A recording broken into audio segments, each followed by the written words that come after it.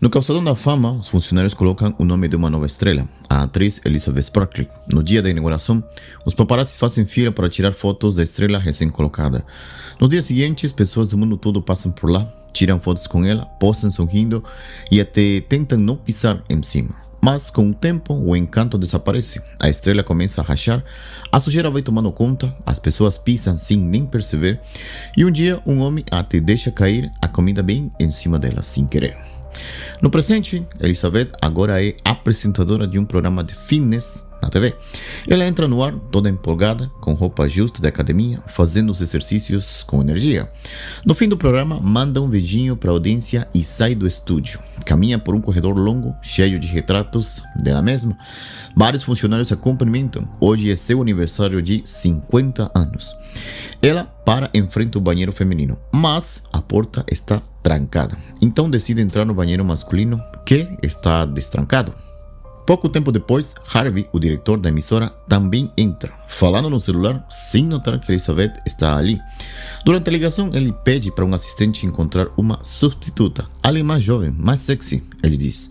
Comenta que Elizabeth já não serve mais, que ela está velha demais e então sai sem saber que ela ouviu cada palavra.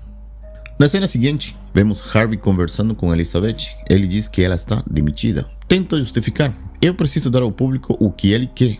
E o que as pessoas querem são novidades. E aos 50 anos, bem, isso simplesmente para. Elizabeth encara ele perguntando o que é que para exatamente. Harvey engasga, não sabe o que dizer. Finge ouvir alguém chamando ele no fundo e simplesmente vai embora da mesa. A partir daqui, a gente começa a perceber que o filme está carregado de simbolismo por todos os lados. Mas o que dá o início a tudo é o do banheiro. A gente acabou de ver todo mundo parabenizando Elizabeth pelos seus 50 anos e logo depois a porta do banheiro feminino está trancada. Isso não é só literal, é metafórico também. Representa o fato de que, com a idade, as oportunidades para as mulheres diminuem ou simplesmente desaparecem. Agora, o que exatamente o Harvey quis dizer quando falou? Aos 50 anos, isso simplesmente para? Na minha interpretação, esse é isso que para é o atrativo, a beleza, a juventude. E na nossa sociedade, especialmente no caso das mulheres, esses atributos infelizmente ainda são vistos como equivalentes ao valor de uma mulher. E por isso Harvey fala, é o que o público quer. E quando ele diz o público, não está falando só de quem assiste o programa, mas da sociedade como um todo. É como se ele estivesse dizendo, Elizabeth, você era valiosa enquanto tinha aquele velho jovens. Agora que perdeu isso, você não serve mais. É triste, mas é isso. E o mais irônico é que o próprio Harvey é um homem mais velho que Elizabeth. Só que, veja bem, a porta do banheiro masculino continua aberta. Isso diz tudo, mostra como a sociedade encara o envelhecimento masculino como algo positivo, sinal de experiência, de autoridade.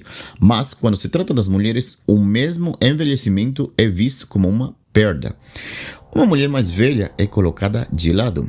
É como se fosse excluída do jogo. E o pior é que muitas mulheres crescem absorvendo essa ideia. Elas mesmas começam a acreditar nisso. E é exatamente isso que a gente vai ver acontecer a seguir. Elizabeth dirige de volta para casa. No caminho se distrai ao ver um outdoor com o rosto dela que está sendo arrancado. Logo, em seguida, um carro bate no dela. Por sorte, no hospital, o médico diz que está tudo bem com ela e logo vai embora. Elizabeth, então, desaba em lágrimas. Mas antes que consiga se levantar da maca, um enfermeiro a interrompe. Ele é jovem, bem bonito e até tem uma marca vermelha enorme na mão. Ele faz um exame rápido, entrega o casaco dele para ela e vai embora. Só que, ao verificar o casaco, Elizabeth descobre que o enfermeiro deixou dentro dele um pendrive com o título A Substância, junto com um bilhete que diz, mudou a minha vida, e um número de telefone anotado. Nesse momento, um homem se aproxima para cumprimentá-la. É Fred, um amigo antigo da época da escola, alguém que ela não via há muito tempo. Fred sempre foi apaixonado por Elizabeth. Ele olha para ela com ternura e diz, você continua sendo a mulher mais linda do mundo. E antes de ir embora, entrega o número dele e pergunta se algum dia eles podem sair para tomar alguma coisa juntos. Elizabeth chega ao apartamento. Logo na entrada há um retrato enorme dela mesma, só que de quando era jovens. No vidro desse quadro se reflete a Elizabeth de hoje, mas o reflexo é pequeno, apagado, quase invisível, diante da imagem grandiosa do passado. Essa cena simboliza exatamente como ela se sente, pequena, irrelevante, comparada à versão mais jovem de si mesma. Sobre a mesa há um buquê de rosas, foi enviado pela emissora como agradecimento pelos anos de trabalho.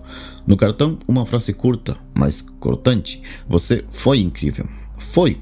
E é aí que Elizabeth pega o pendrive e decide conectá-lo à televisão. Assim que abre, começa a rodar um comercial de um produto chamado A Substância.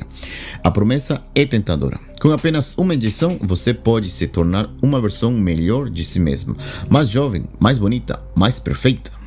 Mas, como sempre, existe um porém. É preciso seguir algumas regras específicas, e sobre essas regras vamos falar depois. Elizabeth, no entanto, não demonstra muito interesse. Assiste ao comercial com certa frieza, como se já tivesse ouvido promessas parecidas antes. Então, simplesmente joga o pendrive no lixo. Por enquanto, nossa protagonista parece estar indecisa sobre entrar ou não no programa da Substância, mas essa indecisão não veio do nada, é o resultado direto do que ela tem vivido ao seu redor. Ser demitida por causa da idade, da aparência física, abalou profundamente sua autoestima.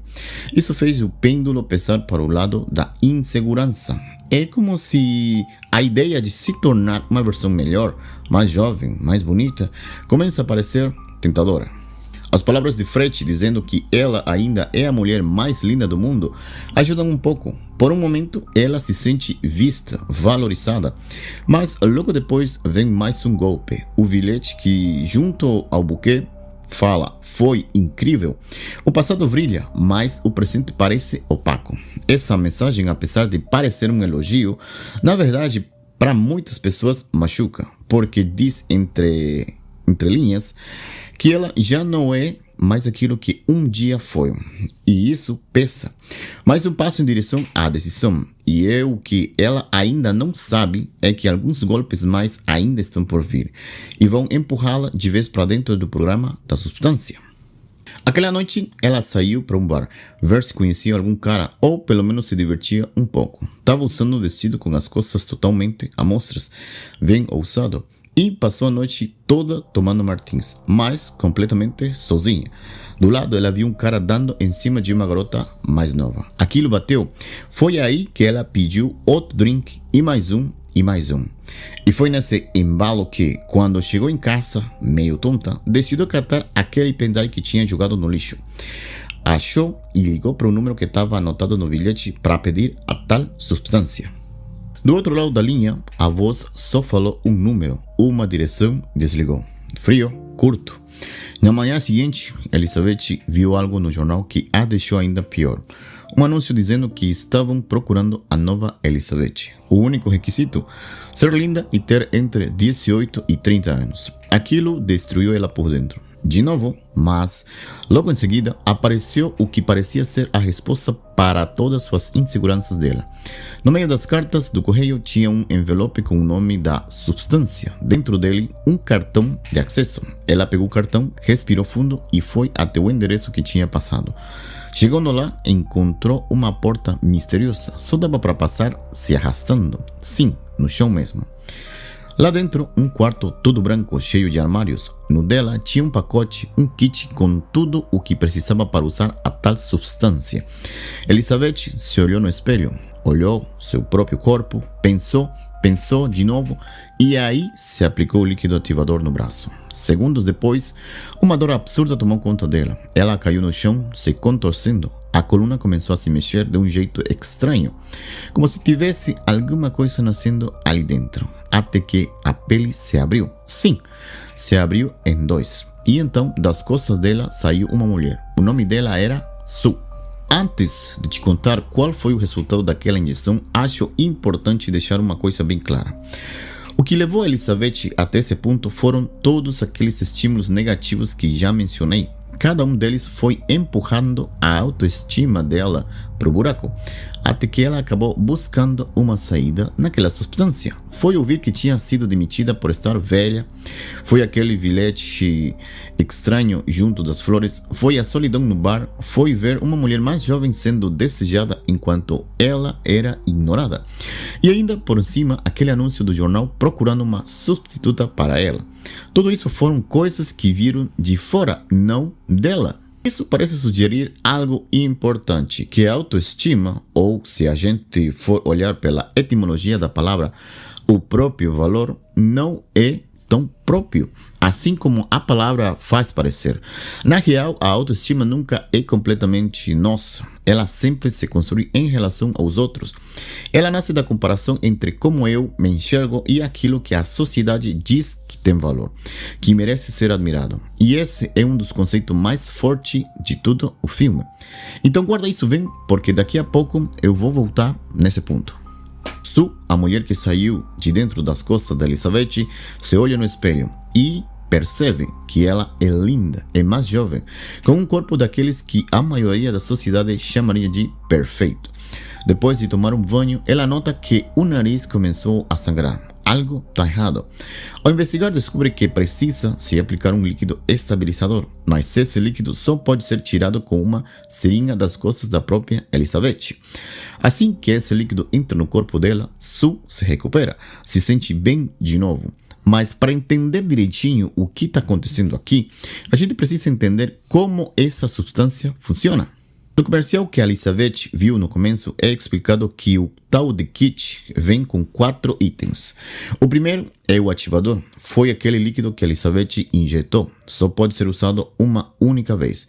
O segundo é a seringa usada para aplicar o líquido estabilizador, que é retirado das costas da matriz, ou seja, da própria Elizabeth. A Sue precisa se injetar com esse líquido todos os dias, senão ela não consegue continuar viva. O terceiro item é a comida, uma espécie de ração específica para manter as duas vivas. E o último é o trocador, um dispositivo que faz com que uma versão durma e a outra acorde. Mas tem uma regra muito importante. Essas trocas têm que durar exatamente 7 dias, nem mais nem menos. Se parar disso, coisas bem ruins podem acontecer. E no final do comercial, eles ainda deixam bem claro: as duas são uma só. Sue, que agora também divide o apartamento com Elizabeth, vê o anúncio do casting que procura a nova Elizabeth. Então ela compra um vestido super sexy e vai direto para os estúdios fazer a audição. O casting é um sucesso e Sue é contratada na hora pelo próprio Harvey, que fica completamente impressionado com a beleza dela. Durante a conversa, Sue diz que tem um problema com os horários e inventa que precisa sair da cidade uma semana sim e uma não, por causa de uma suposta doença da mãe. Harvey diz que tá tudo bem, que dá para ajustar. Com isso, o acordo está fechado e a vida de Sue como superestrela começa. Para continuar viva e equilibrada, ela segue se injetando com o líquido estabilizador todos os dias, sem falta. Entre uma sessão de fotos e um ensaio, ela se mantém estável. O projeto vai tão bem que instala um outdoor gigantesco com uma foto de Sue, quase sem roupa, numa pose poderosa e sensual. Esse outdoor é colocado bem na frente do apartamento, olhando diretamente para a janela da Elizabeth. E como a janela é enorme, dá para ver aquilo o tempo todo. Depois de uma semana cheia e produtiva, chega a hora da troca. Sue prepara o trocador e realiza o processo. Elizabeth, depois do intercâmbio, consegue se levantar e então vê o que saiu de dentro dela.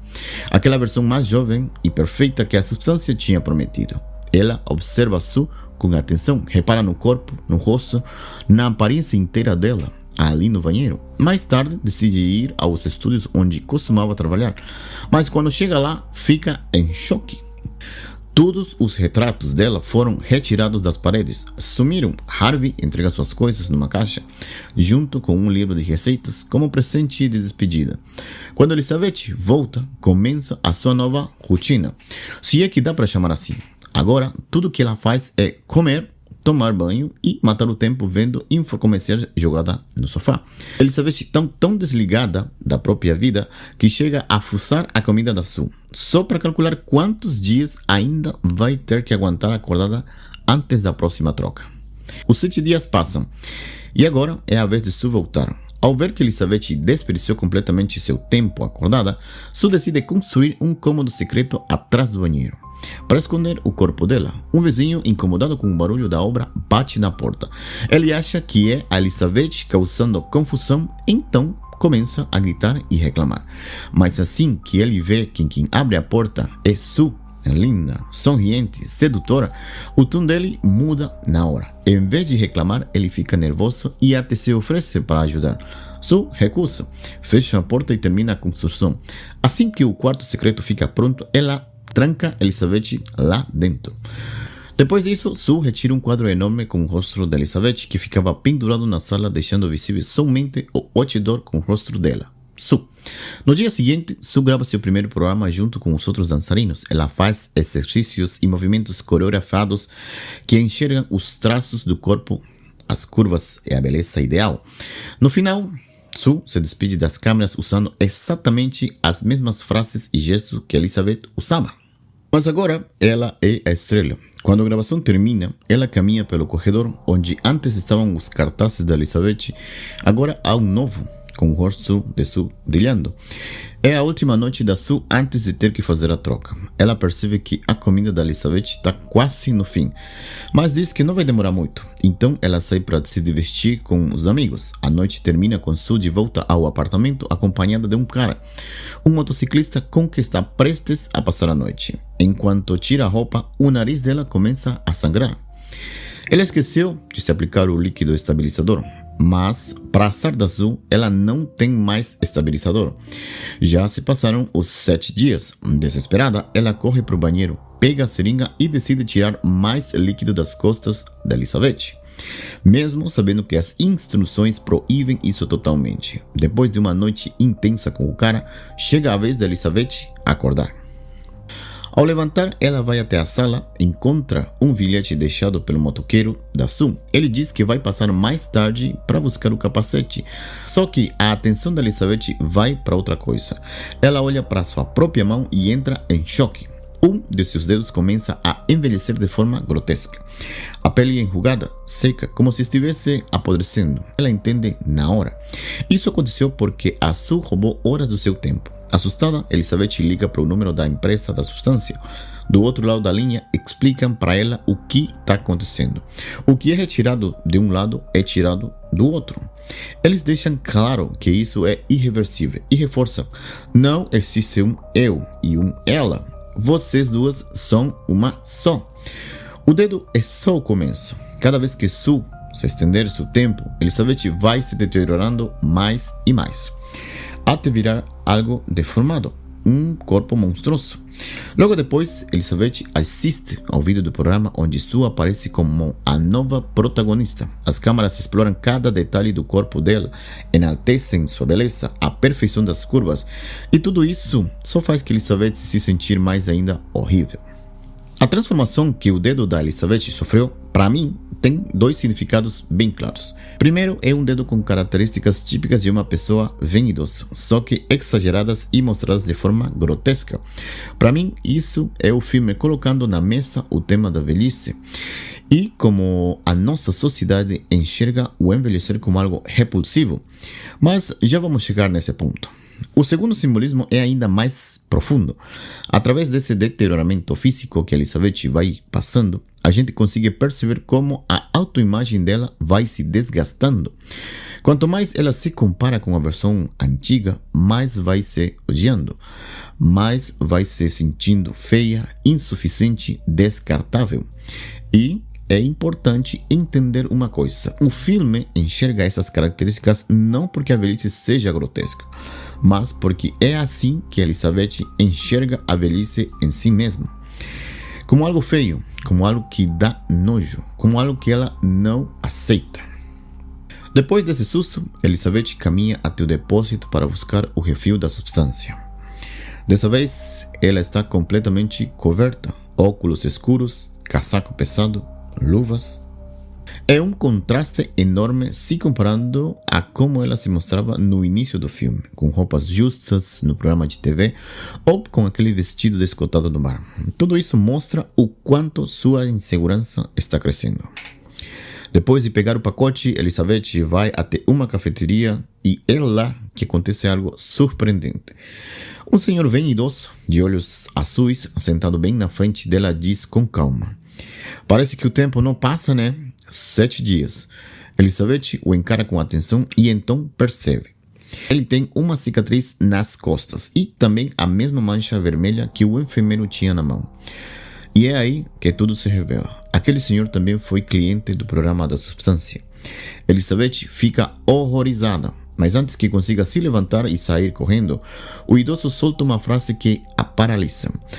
Cada vez fica mais difícil lembrar que você ainda merece existir, que essa parte sua ainda vale alguma coisa, que você ainda é importante."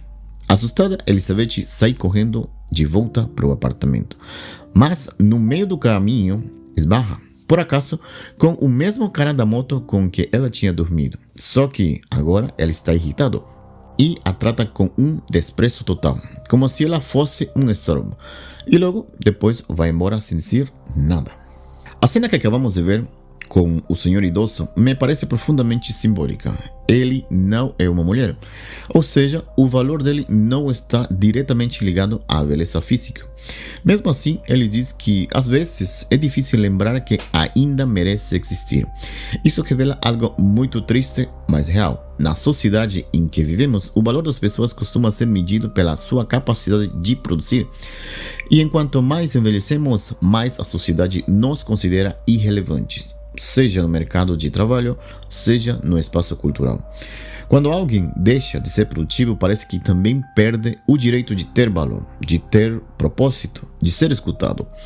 É como se os idosos fossem empurrados para um canto invisíveis, tratados como um estorbo. Pensa comigo, hoje em dia a velhice é vista quase como uma doença, algo que precisa ser combatido ou escondido. Não é por acaso que tanta gente tenta parecer mais jovem do que realmente é.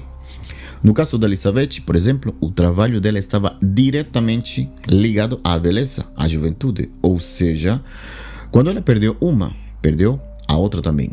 E numa sociedade que despreza quem não produz, as pessoas que não se encaixam nesse modelo, e isso vale não só para os idosos, mas também para as pessoas com deficiência, muitas vezes acabam internalizando essa rejeição. Começam a acreditar que não tem mais lugar no mundo, que não valem nada.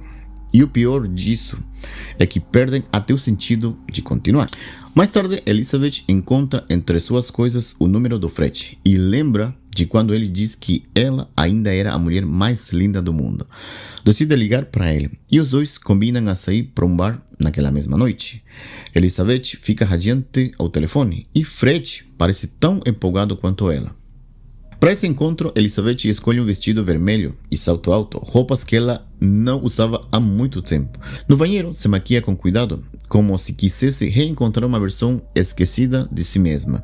Mas quando está prestes a sair, vê o corpo do seu outro eu no chão. Observa aquela pele lisinha, os lábios carnudos, e isso faz com que volte para o espelho para retocar a maquiagem, passar mais batom. Com tudo pronto, pega as chaves do carro, mas ao olhar pela janela, vê o outdoor em frente ao prédio, com a imagem perfeita do seu corpo.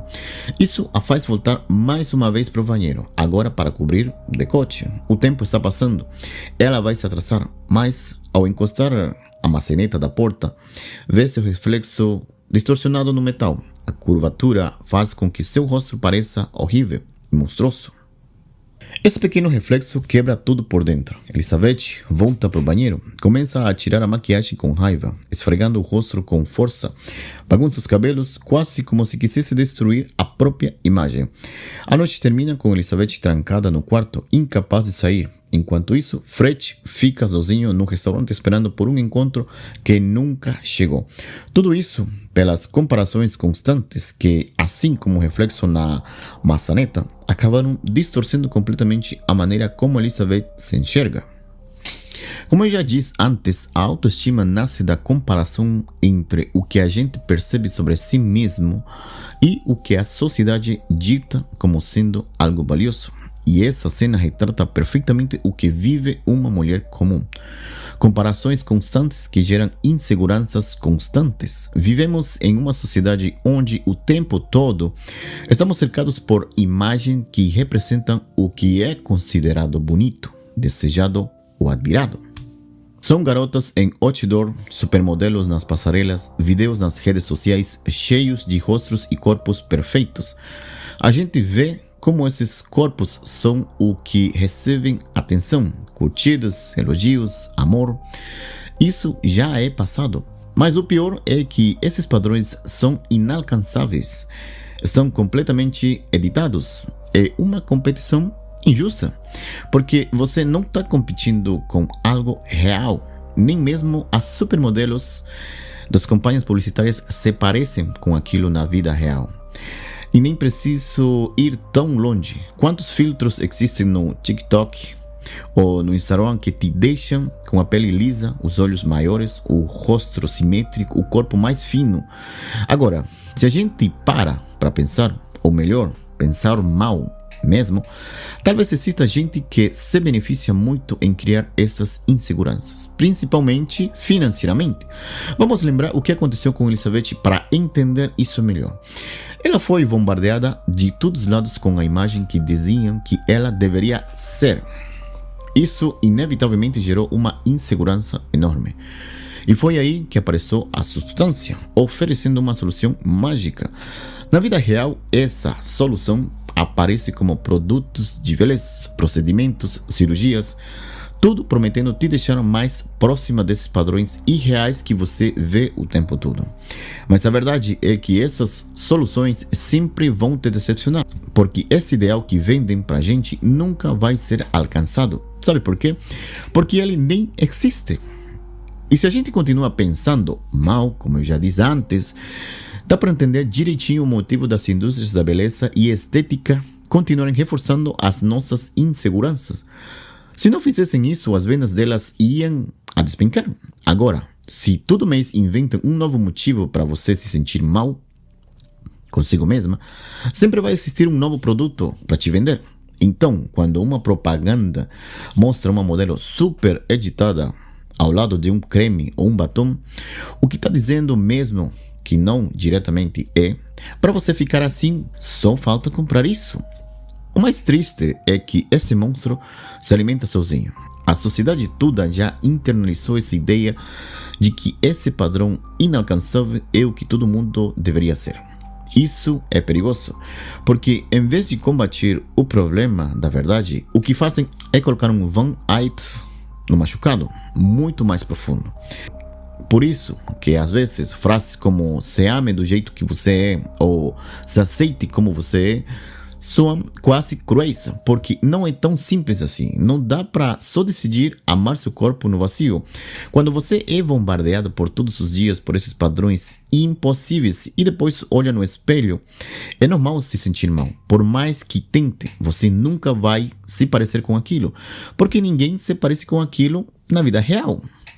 E esse tema da comparação aparece em toda a história da Elizabeth. A gente vê isso em várias cenas.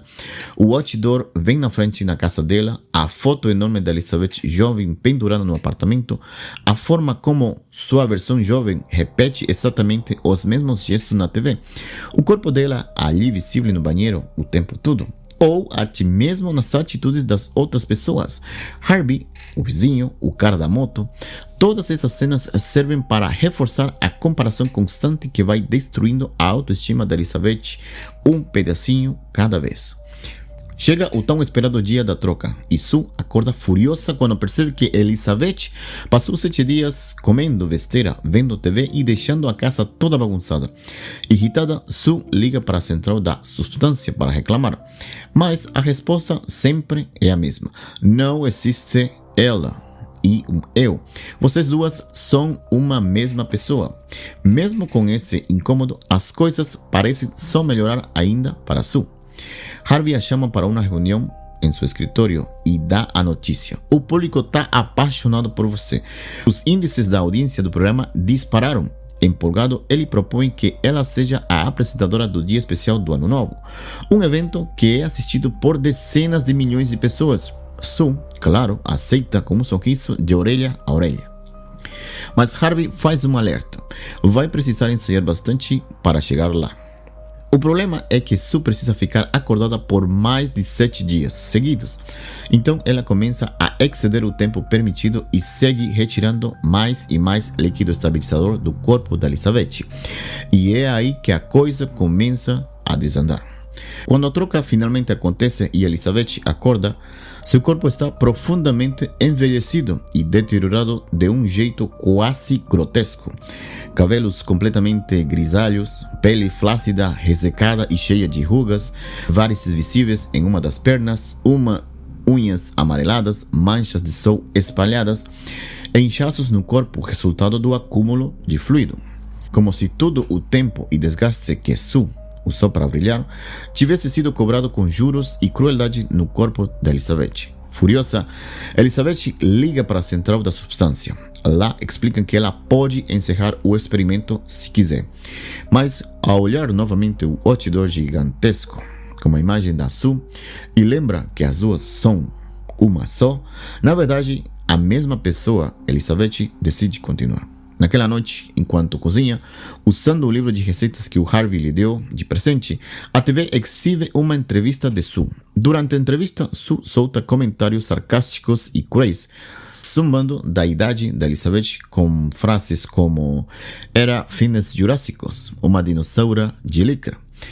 Machucada e furiosa, Elizabeth desconta tudo na cozinha. Começa a cozinhar com raiva, batendo nos ingredientes, quebrando as coisas e deixando o apartamento de pernas pro ar. Chega o momento da troca de corpos e quando Sue acorda e vê o caos total que Elizabeth causou na casa, ela grita de horror. Tomada pela raiva, Sue toma uma decisão radical.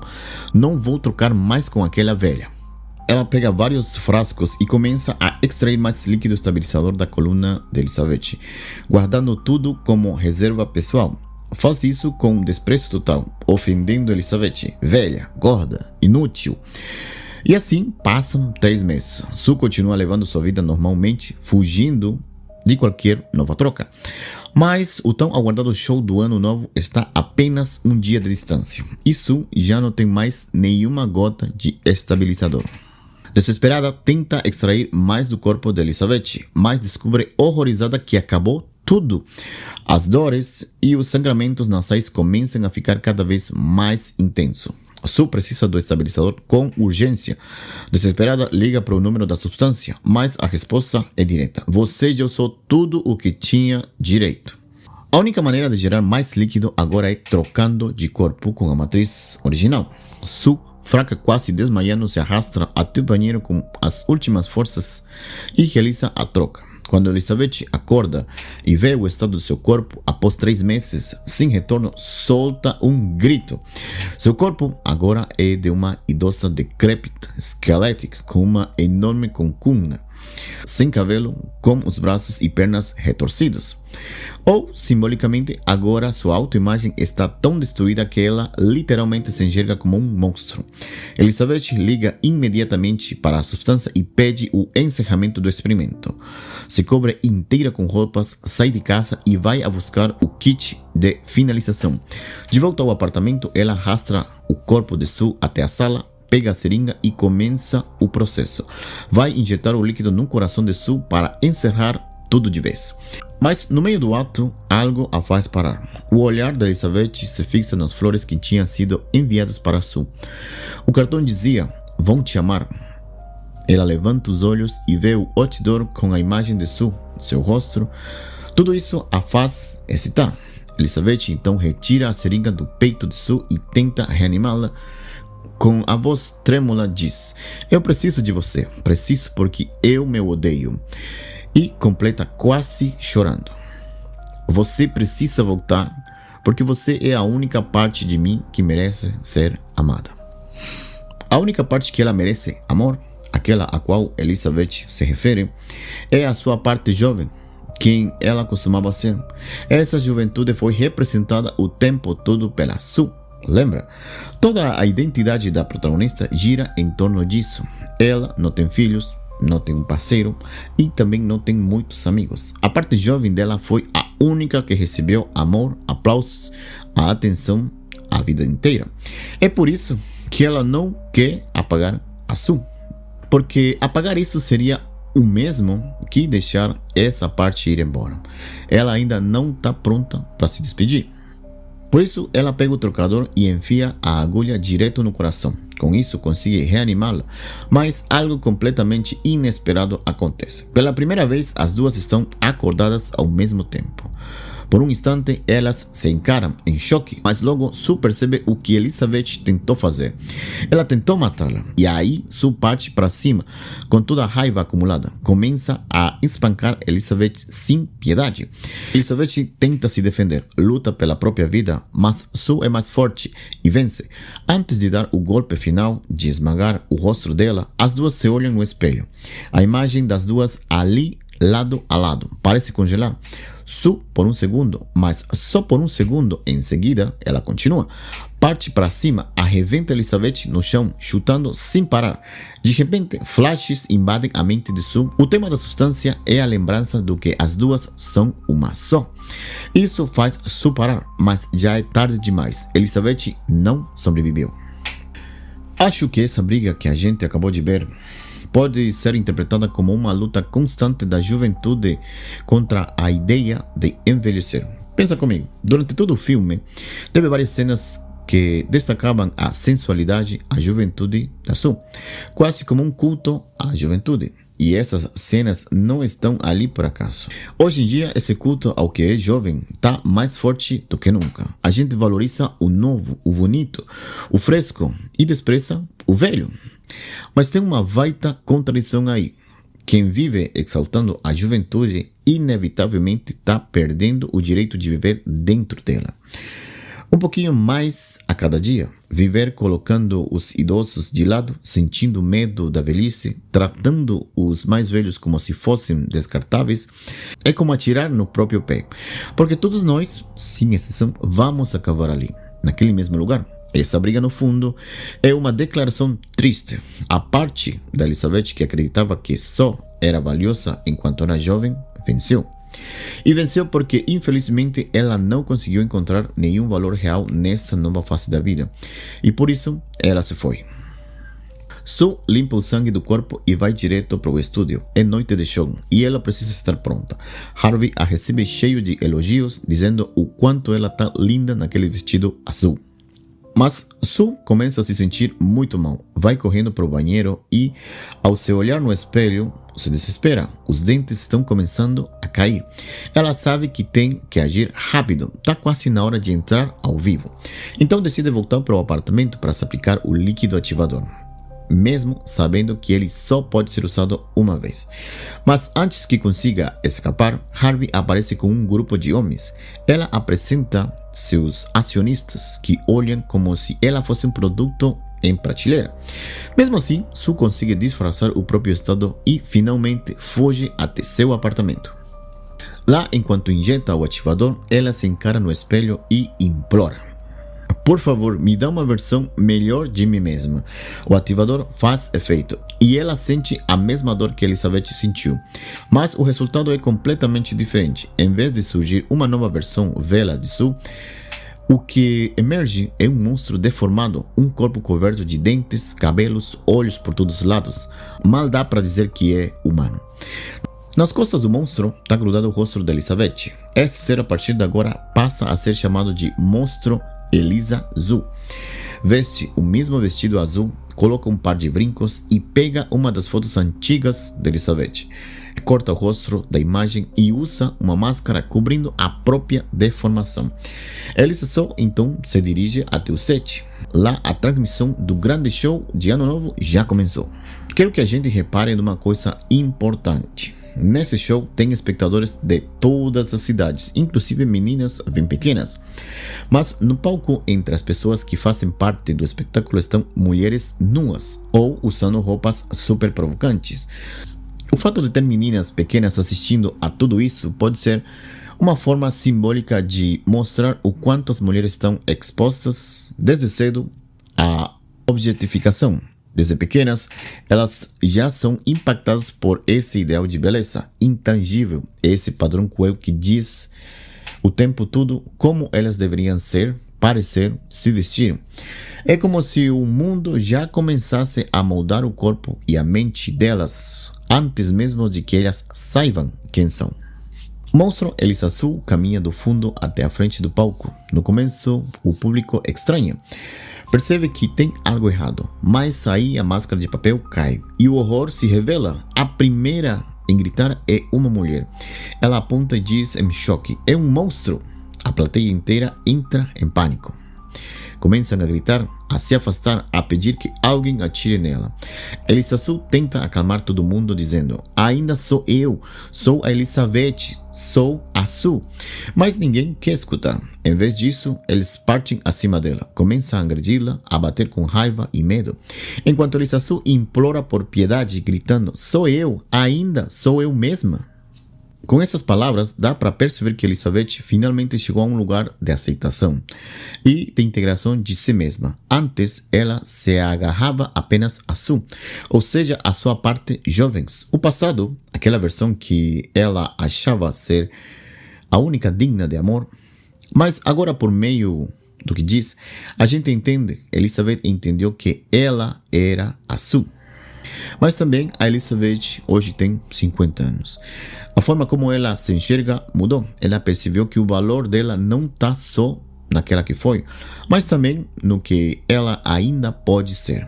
Que ela ainda tem muito a viver, muito a oferecer. E quando ela diz "ainda sou eu", também está dizendo que, mesmo que o corpo mude, no fundo a essência continua ali. E essa essência continua sendo digna de amor, de carinho, de respeito. Tudo termina quando um homem acerta a cabeça de Elisa Su com um objeto pesado. O impacto é tão forte que o corpo dela explode em sangue, espalhando tudo sobre o público, como se de alguma forma estivesse devolvendo toda a violência que recebeu durante a vida. Enquanto morre, a mente dela se enche das frases cruéis que ouviu ao longo dos anos. O resto de Elisa Su consegue sair do teatro e alcançar a rua, mas agora só resta o rosto da Elizabeth original. Esse rosto sozinho que se arrasta pelo chão, deixando um rastro de sangue e descomposição.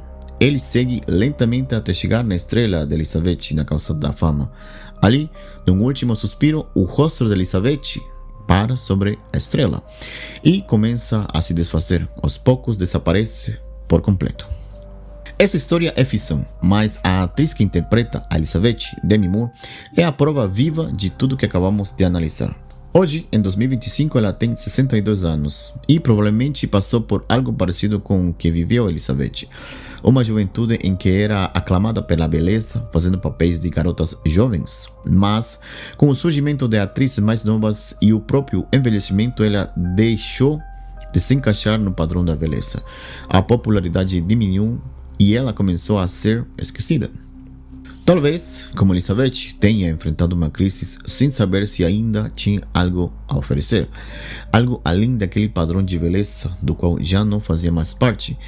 Mas, num giro poético, aos 62 anos, ela apresentou o mundo com uma das melhores atuações da carreira. Essa deste filme. Não vale a pena se agarrar ao que já foi. Cada fase da vida precisa ser vivida no presente. Sim, o passado faz parte da gente, mas não é a única parte. Cada etapa da vida traz uma nova configuração de possibilidades. Talvez ela não possa mais interpretar garotas jovens, mas pode viver muitos outros papéis até mais satisfatórios. Mas essas novas possibilidades só vão chegar se a gente conseguir deixar o passado para trás e se manter abertos a ela. E para fechar esse vídeo, eu queria te lembrar de uma coisa importante.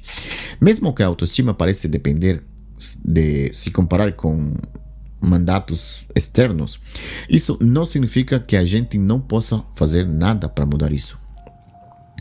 Talvez questionar esses ideais, esses padrões impostos pelos outros, sejam um caminho para encontrar um pouco de paz. Se perguntar de verdade, será que essa comparação é justa?